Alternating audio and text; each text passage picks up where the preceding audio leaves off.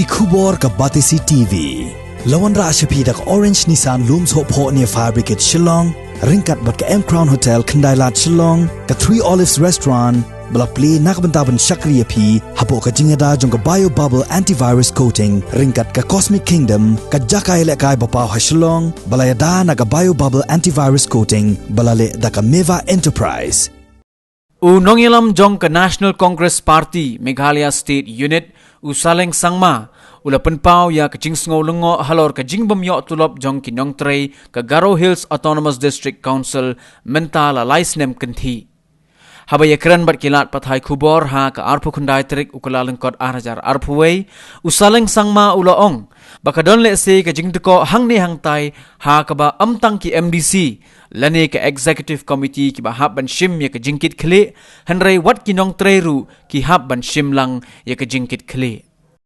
You have already seen, it's already 3 years, the salary cannot be made, you know. And then I was a bit surprised, how come people can work for 3 years without the salary? I think there is something wrong inside the district council itself. Because, you see, working without a salary for 3 years, it's impossible. Even for any common man to work. So, there is something wrong inside. Not only with the MDCs or the executives, but something wrong inside the institution itself. Otherwise, working without salary, maybe one can go for 2-3 months or maybe 5 months, maximum for 6 months maybe. But after that, people will definitely give up.